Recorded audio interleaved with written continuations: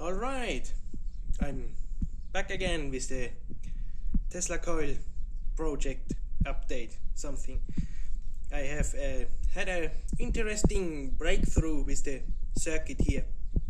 Later I'm going to show you what did the breakthrough, basically the performance increase I got out of it.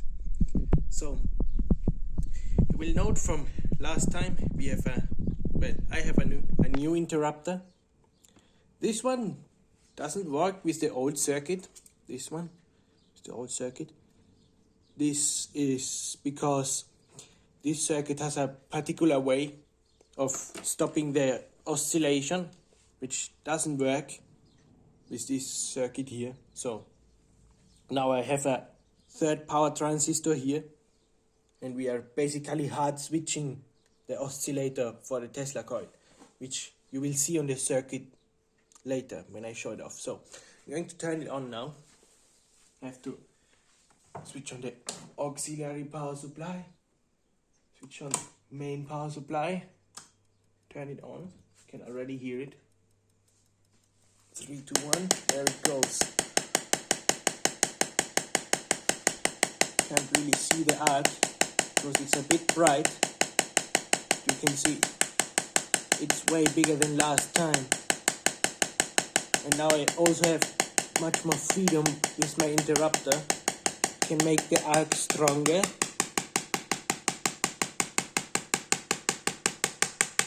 See, now it's much stronger.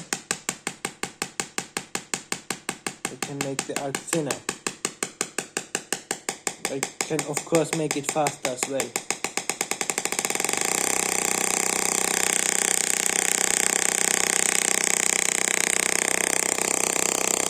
Even faster.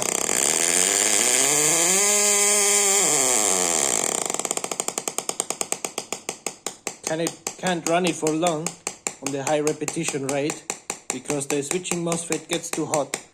I still have to find a stronger MOSFET, which I think I have one that will fit well. It also doesn't like that you put the hand too close.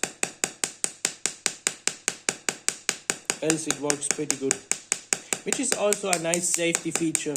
It basically kills itself if you want to touch it, so that's funny. I think on the final design that will not be a problem. It's because this is not tuned correctly still. There's still some adjustments to be made. Anyway, gonna deactivate all of this. And now let's go to the circuit. So this is the previous circuit design here. This is what I was working with. So this circuit, as you can see, the power comes in from here through these two throttle inductors, which are these here, these ones, these gray ones. It goes basically, the positive goes through these to the drain of the MOSFETs. We have the negative, the source, which goes to here, down here. And you can see this voltage in this circuit is always connected. So this circuit in reality always wants to oscillate.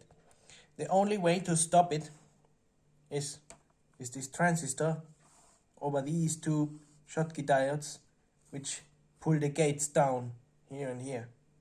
This is the coupling transformer. You can see here this one, this thing, which has 3 turns of double winding on a core. And this is what makes the circuit basically the feedback, which comes from the secondary coil here. That comes into here, which makes these two transistors switch alternatively.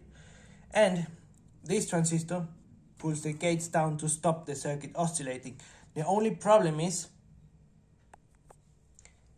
that this circuit isn't really very stable and it does what it wants. So it's not reliable. If you pull this down, there's not an indication that this is actually going to stop oscillating. So you get inefficiencies when the circuit gets turned off half the time and it stays oscillating. So also you need to adjust this potentiometer here. So this is on a critical level, so this can actually turn it off. If you turn this up, and this just oscillates forever and it doesn't interrupt and you don't get the sparks.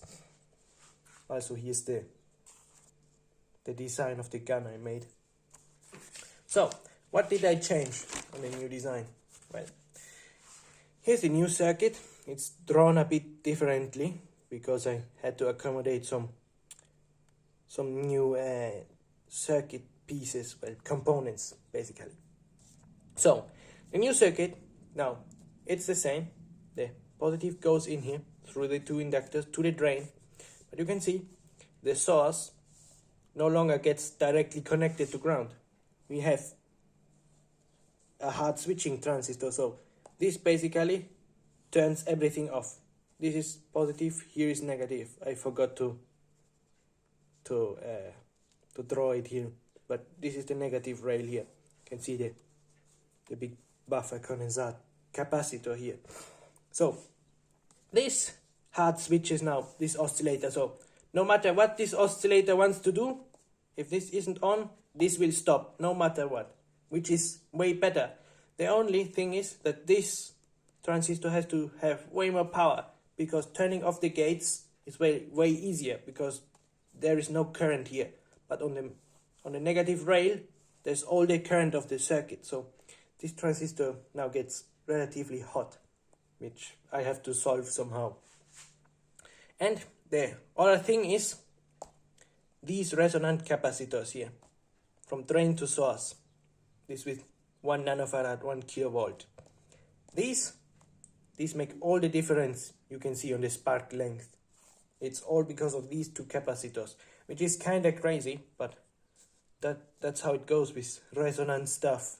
If you can find a good setup, it makes wonders, which is incredible.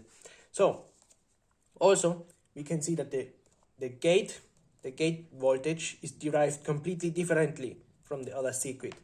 You see, from the other circuit we have a separate 5-volt power supply which came through the 1K pot.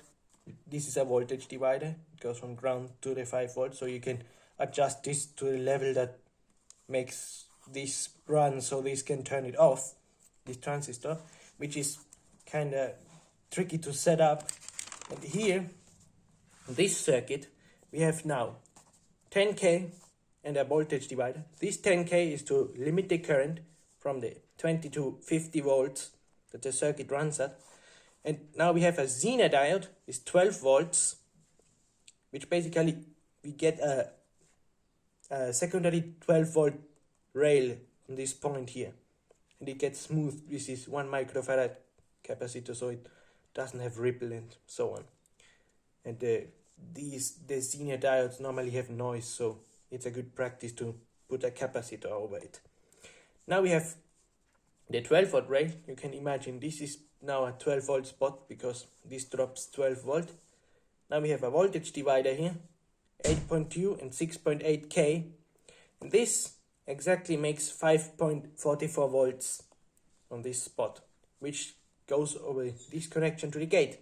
So these MOSFETs are now always turned on and there is no losses. You don't have to adjust it in any way. It's always on the perfect level, which is nice. So the circuit is way more efficient. It doesn't need to have a critical gate voltage set here on this pin. Well, and that's about all the changes. Well, there's another change. I have connected the feedback winding of the secondary coil also with a capacitor to ground. The other circuit had it with nothing. You can see it here. This one goes directly to ground. This one goes over the capacitor to ground. And that also helps a lot. Interestingly, it really makes the circuit perform better. It's like it's more free and it can oscillate more. So that will be it for the update. I Hope to see you next time. Later.